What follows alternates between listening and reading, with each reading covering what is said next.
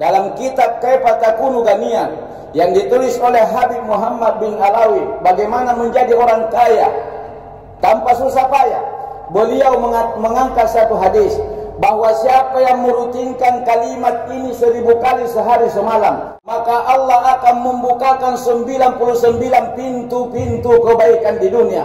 Allah Subhanahu wa Ta'ala akan membukakan pintu-pintu rezeki di muka bumi ini.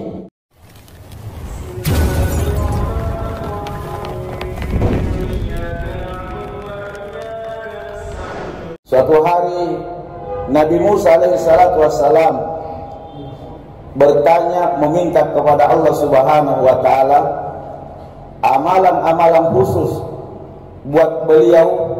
Dengan amalan itu Nabi Musa bisa mengingat, berzikir untuk mengagungkan Allah Subhanahu wa Ta'ala, dan juga dengan amalan itu Nabi Musa bisa berdoa kepada Allah Subhanahu wa Ta'ala. Qala ya Rabbi allimni, ajarkan kepada saya suatu amalan yang dengan amalan itu saya bisa mengagungkan dan berdoa kepadamu. Faqala Allah Ta'ala, maka Allah Subhanahu wa Ta'ala berkata kepada Musa, Qul la ilaha illallah, katakan wahai Musa, atau lazimkan, rutinkan wahai Musa kalimat la ilaha illallah. Maka Nabi Musa alaihissalatu wassalam berkata, kalau la ilaha illallah ya Rabb, ini adalah zikir yang sangat umum, engkau telah berikan kepada Nabi sebelum saya, dan engkau berikan kepada Nabi dan umatnya setelah saya ingin amalan-amalan khusus. Lalu Allah Subhanahu wa Ta'ala berkata kepada Musa, hai Musa, ketahuilah bahwa kalimat la ilaha illallah bukan kalimat biasa. Andaikan engkau timbang dunia dan seluruh isinya, langit dan seluruh isinya, kau simpan di timbangan bagian kiri, lalu kalimat la ilaha illallah kau simpan di timbangan bagian kanan, maka kalimat la ilaha illallah wahai Musa jauh lebih berat dibanding itu semua. Jamaah Jumat yang dimuliakan Allah Subhanahu wa Ta'ala, dari keterangan Nabi kita sallallahu alaihi wasallam lewat hadis-hadisnya pun kita sudah pahami bahwa di antara keistimewaan memang kalimat la ilaha illallah, sebagaimana yang kita maklumi bahwa ketika ada orang masuk Islam, apapun titelnya dan ekonominya, mungkin orang terkaya, dia harus memulai Islamnya dengan kalimat la ilaha illallah.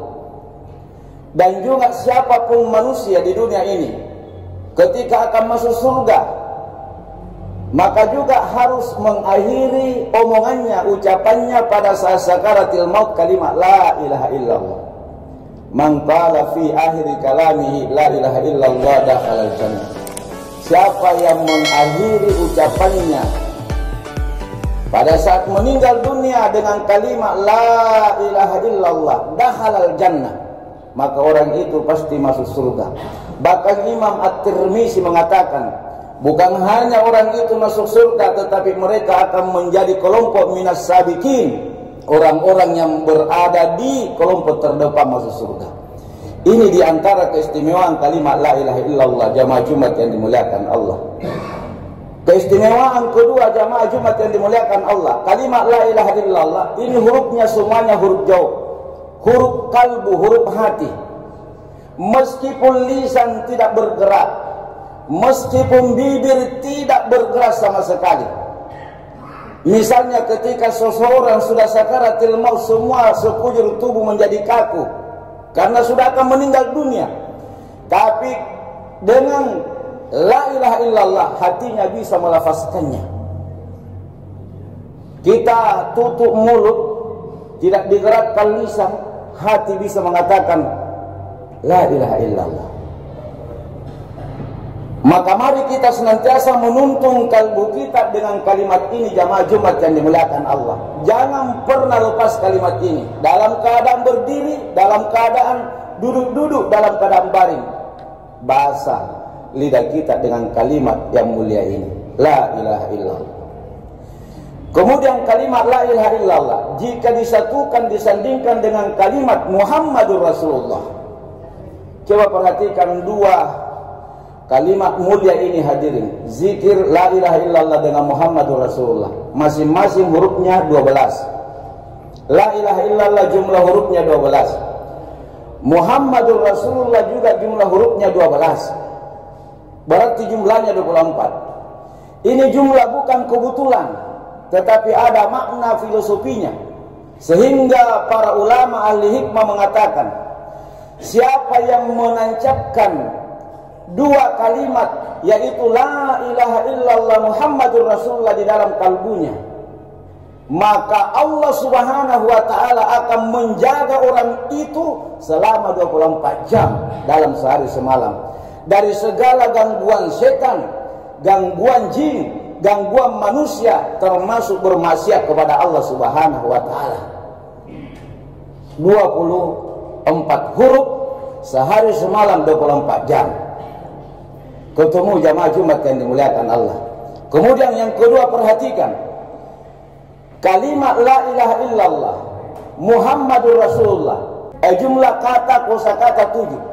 La 1, ilaha 2, illa 3, Allah 4, Muhammadun 5, Rasulun 6, Allah 7. Ini juga jumlah bukan kebetulan. Ada makna-makna, ada rahasia yang tersirat di dalamnya.